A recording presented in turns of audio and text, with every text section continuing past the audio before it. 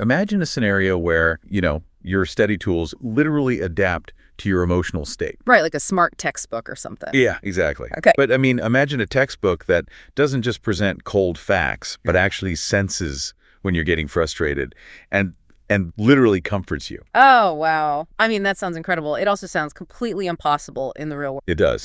Yeah. But every year, millions of perfectly capable, brilliantly minded people fail standardized tests. Yeah, they just completely bomb their certifications. Right. They freeze up during performance reviews. Yeah. And they do this not because they don't know the material, but because their brains are literally biologically paralyzed by the format of the test itself. Which is such a massive problem. We've built this global educational and professional apparatus that just fundamentally misunderstands how human beings actually learn. Exactly. And today, we are doing a deep dive into a really bizarre, totally unexpected place to find the solution. We're looking at a collection of rich, atmospheric narratives from a source called the Sleepy Shack. Yeah, and I have to say, it's entirely counterintuitive. Because if you look at these stories on the surface, they are literally ASMR. Right, they're just sleep aids. They really are. They're designed with, crackling fireplaces, the ambient sound of rain against leaded glass windows, and the soft rustling of... It's the ultimate comfort list. Exact. The whole goal is to lower your heart rate and put you to sleep using this atmospheric journey into the wizarding world, specifically set in Hogwarts. But okay, let's unpack this, because when you actually stay awake and parse the text of what the narrator is describing, there's this incredible Trojan horse hidden inside these sleepy little soundscapes. There really is. The author's using this fictional, magical universe to basically dismantle the psychology of rote memorization. Yeah, they serve as these profound parables about the psychology of learning. Our mission today, for you listening, is to extract this hidden pedagogical wisdom from 4 specific magical tales. Because magic, as a narrative device, strips away all those mundane excuses we usually make for our pedagogical failures, Oh, totally. In the real world, if you suggest that education should be tailored to the individual neurobiology of every student, you hit a wall immediately. Right. People say, well, we have budget constraints or standardized testing mandates or, rigid curriculum timelines. Exactly. But in a magical universe, those barriers just don't exist. You have spells and enchanted objects. And by removing all those logistical barriers, these stories force us to confront the actual philosophy. Like, if we could teach anyone perfectly, how would we do it? Which brings us to our first story, the tale of Thomas Blackwood. Ports. Yeah, So he's a student struggling with this incredibly dry, magical theory. He's sitting in the Gryffindor common room, well past midnight, exhausted, and just staring at a blank roll of parchment. And he's trying to write an essay on Gamp's laws of elemental transfiguration, right? Right.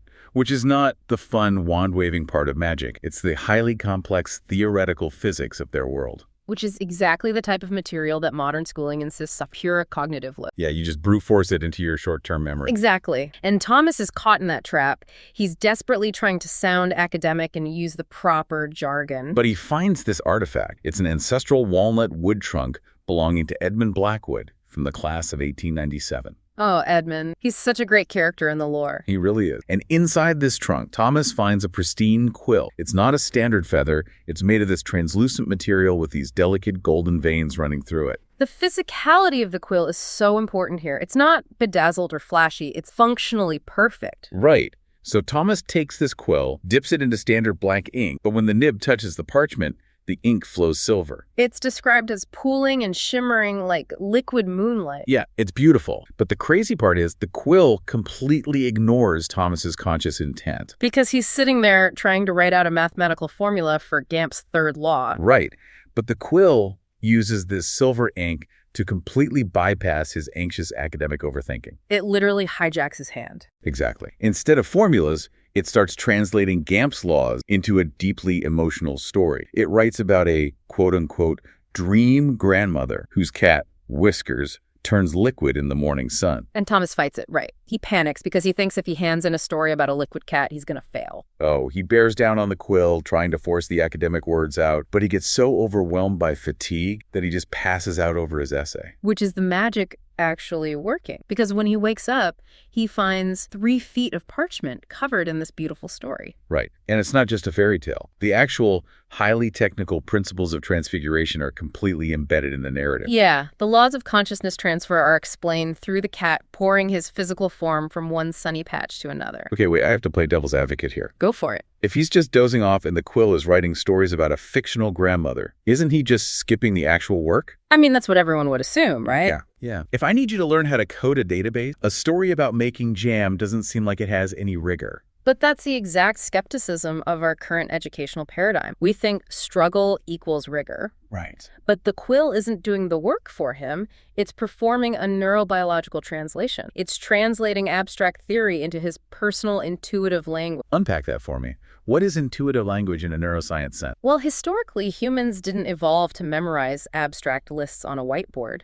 We transferred complex survival data through storytelling. Like which plants are poisonous or how to track animal migrations? Exact. Our brains encode memories far more deeply when they have an emotional valence. The amygdala, the emotional center, is intimately linked to the hippocampus, which handles memory. So when you attach a strong feeling, like the warmth of a grandmother's kitchen, to dry facts, you supercharge those neural pathways. Right. The quill bypasses the anxiety blocking his learning and speaks directly to his brain's emotional architecture. That makes total sense. So the abstraction was actually the barrier for him. Yeah, and we see the proof the next day. Thomas easily explains a complex theory to a younger student, not by reciting the textbook, but by talking about the willing dance between matter. He actually mastered the physics. He just needed the translation. And we see this again with potions, right? Oh, the moonstone example. Yes. He has to write about the properties of moonstone. He falls asleep, and the silver ink writes a recipe for the dream grandmother's silver cake on a new moon. Which teaches him intuitive ingredient proximity rather than just a bulleted list of facts. Exact. And Edmund Blackwood, the ancestor who enchanted it, was actually an unconventional professor who believed education should adapt to the student. Which is so relevant to today. But it's not just Thomas who uses it.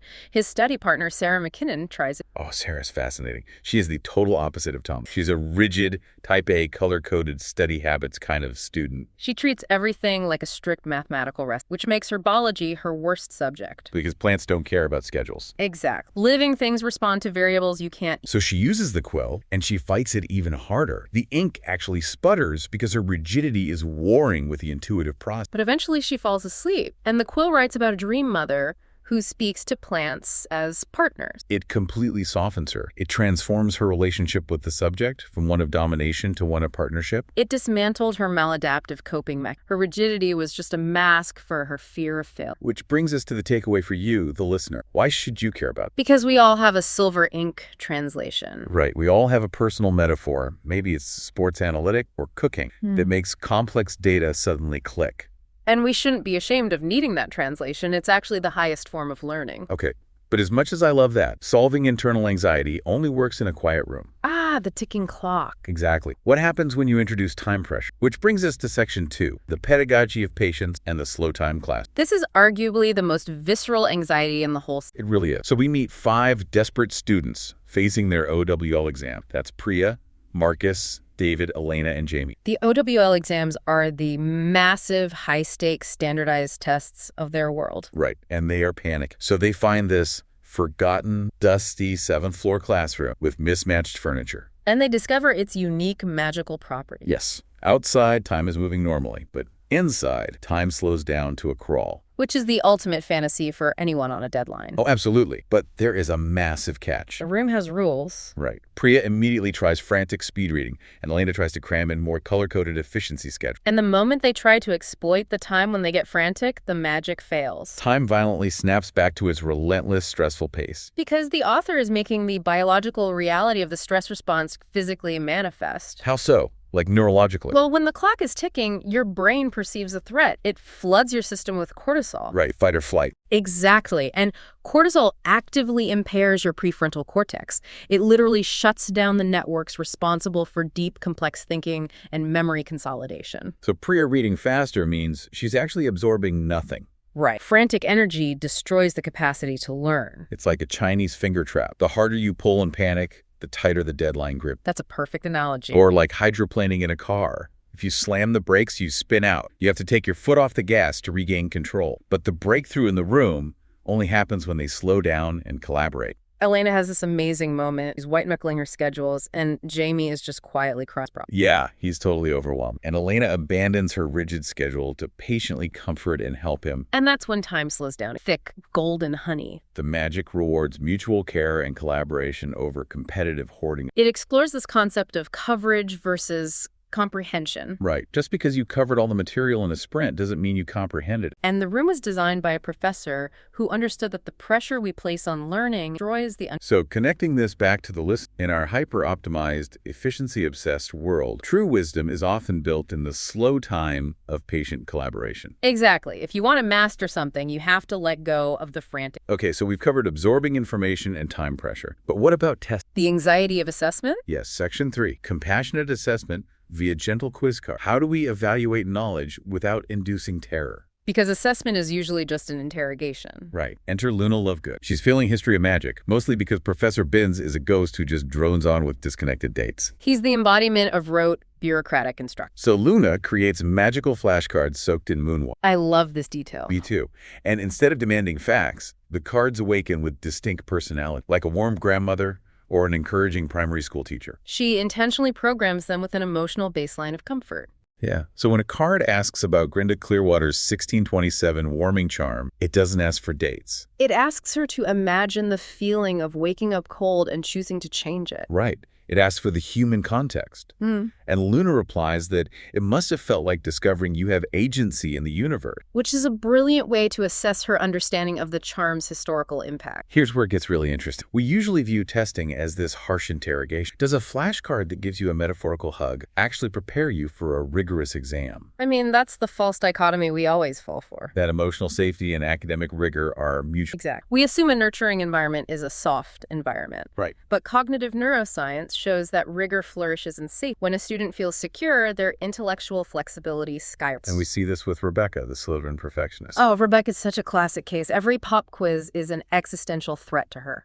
But the card senses her anxiety and adopts the voice of a kind primary. It offers her permission to be imperfect. It shifts from demanding facts to asking about her feelings when she gets overwhelmed by international magical law. And her anxiety just melts away. She stays engaged with the hard material twice as long because she's not terrified of being punished. Self-compassion removes the paralyzing fear. Then there's Marcus Webb. He has difficulty memorizing dates, so he thinks he's stupid. But the card helps him realize that his empathy is actually a profound form of historical intelligence. The dates are just bookmarks, but he understands the human story. Professor Flitwick calls this empathetic magic. Right. The cards prioritize emotional well-being as the foundation for academic growth. So for the listener, ask yourself, examine your internal monologue when you're learning a new skill. Are you acting as a harsh interrogator or a gentle guide? Exactly. Are you calling yourself stupid, or are you being the gentlest comprehender? It's such a vital shift in perspective. Okay, so that brings us to Section 4, the final piece of the puzzle, the validity of intuitive knowledge and living homework. The ultimate expression of alternative. What happens when standard written output simply cannot capture a student's genius? This is the tragedy of the mismatched modality. We have Neville Longbottom. He is undeniably brilliant at herbology, but he's falling asleep over a frustrating 4-foot essay on magical photosynthesis. Because the institution demands written prose, even though his connection to plants deeply physical and instinctual. Right. His words are just clumsy approximations of his deep knowledge. It's like judging a master sculptor by forcing them to write a 10-page essay on clay. The medium is actively suppressing his intelligence. So he falls asleep, exhausted. But while he sleeps, his half-written parchment transforms into a 3D living ecosystem. It's the most visually stunning part of the story. It really is. The ink sprouts into moonstone moss, demonstrating cellular structures, roots dig into conjured soil, and vines literally spell out text. It's a biological manifestation of his mind. Right. And carnivorous plants demonstrate traps. It's incredible. What is the psychological theory behind this? Well, it ties perfectly into Howard Gardner's theory of multiple intelligences. Which you hear a lot in corporate seminars, right? Yeah, but here we see what it actually means. Gardner argued that standardized education heavily privileges linguistic and logical mathematical abilities. Meaning if you can write an essay, you're smart. Exact. But Neville has off-the-charts naturalistic intelligence. Ah. When forced to write an essay, he looks incompetent, but given a naturalistic spatial output, he's a prodigy. And everyone's reactions validate. Harry watches the Venus flytraps,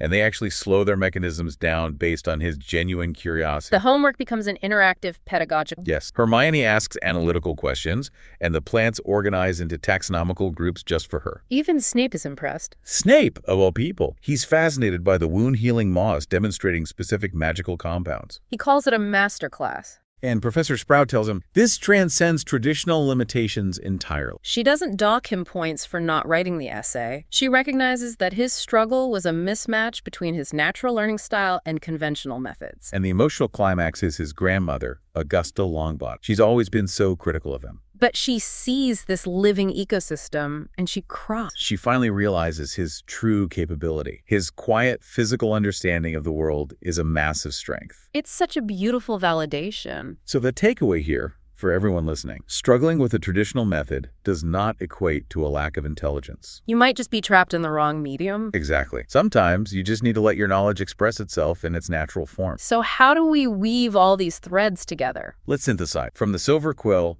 we learn that learning is most powerful when it's emotionally resonant. Right, finding your personal translation. From the slow time room, we see that it needs to be patiently collaborative, not frantically competitive. Coverage versus comprehension. Yes. From Luna's gentle quiz cards, we learn that assessment must be deeply compassionate to foster true rigor. Emotional safety is the bedrock. And finally, from Neville's living homework, we see that intelligence must be authentically expressed through the right medium. We have to honor the unique ways our minds operate. Absolutely. So I want to leave you with a final provocative thought to ponder. Okay, let's hear it. Look around your workspace right now. If you could enchant one mundane object on your desk to adapt perfectly to the way your unique mind worked, what object would it be? And more importantly, what hidden genius would it finally unlock? Thank you for joining us on this deep dive. We wish you a thoughtful and inspired journey in your own pursuit of knowledge.